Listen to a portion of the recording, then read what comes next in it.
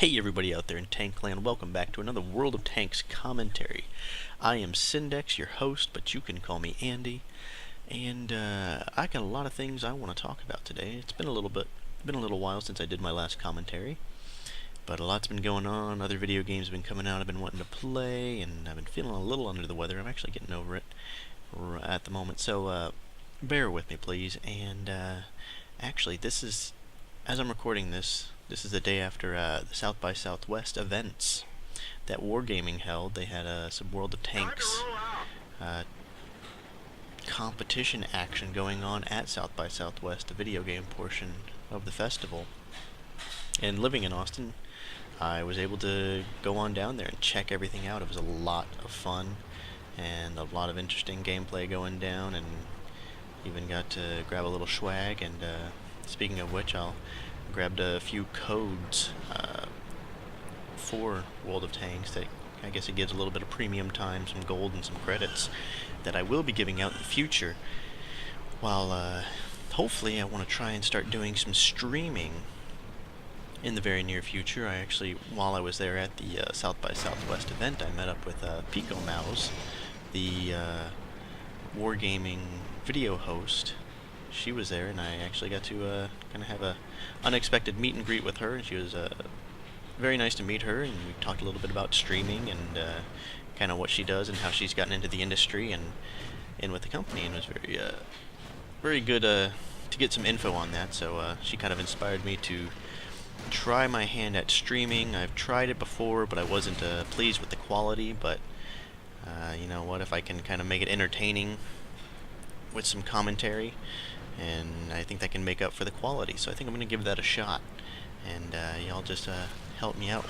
I'll try and keep you updated on the times when I'm going to be doing it, and so you can come out there and watch me. But all of that aside, today we have the VK3601H on mines with the conical gun, the conish gun, firing nothing but gold rounds, and you're going to see why. This tank is this tank with this gun, I call it a laser gun, because this thing shoots shells through tanks like all the tanks in the game were made out of butter. It can penetrate almost anything it comes up against from the frontal armor. It's a very very interesting weapon, especially with the gold ammunition loaded. So we'll see how this does. See, I'm aiming at turrets. I'm not even worried about it. There I did hit the mantlet. Didn't exactly penetrate the EM4's mantlet, which I'm sure it was just barely peeking into the turret there. So just barely didn't reach the inside of there and hit the gunner or the commander there.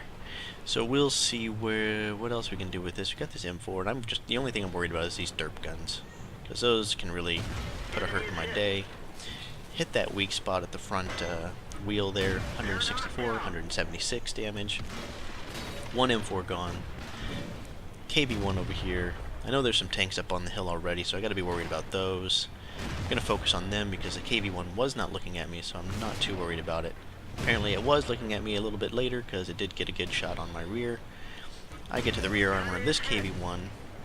Now, this gun is very accurate and does not a ton of damage, but what's interesting is the gold ammo actually increases damage as well as the penetration. I rammed that M4. I really don't want to get a derp to the face, so taking a little damage rather than taking a lot of damage, if he potentially saw me, just rammed him, got him out of the way. Now, as you can see, I've already got 3 kills with this thing, and I think most shots have penetrated. But like I was saying, I think it's 225 penetration these shells get. And I want to say the damage goes up to 175 maybe. I'll have to check my facts on that. But I'm coming around and I'm flanking what came through the city and just rolled over us here in the city. And we're down 4, so it's not looking too good for us. But I am going to get a nice flank on these very low health tanks. One shot to the rear. The gun is very accurate on the move, very accurate in general. Another shot to the side. I'm not even worried about where I'm shooting these tanks. I'm pretty much sure I'm going to penetrate no matter where I shoot, so I'm not trying to pick out weak spots as much as I would be. Hellcat sneaks up on me, gets a shot,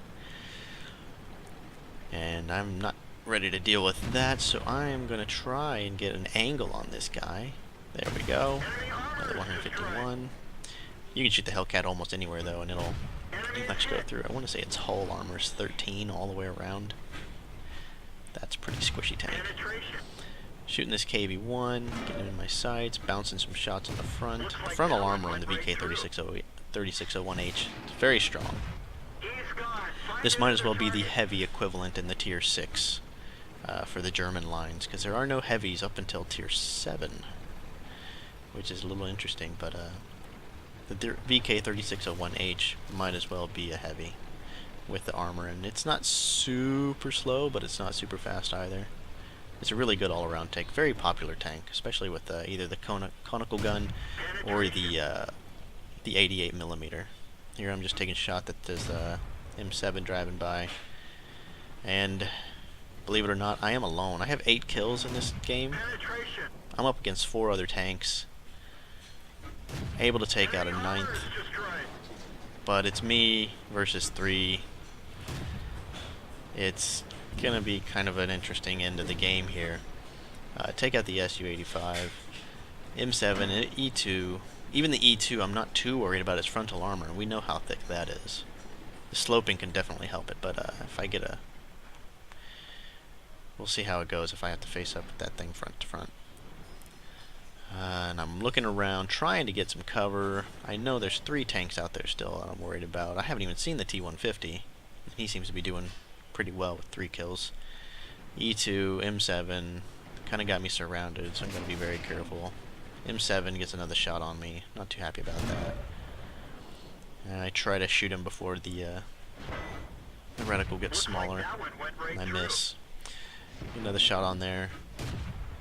And he's not still there, so I'm just trying to hit him even though I can't see him. Desperate times call for desperate measures.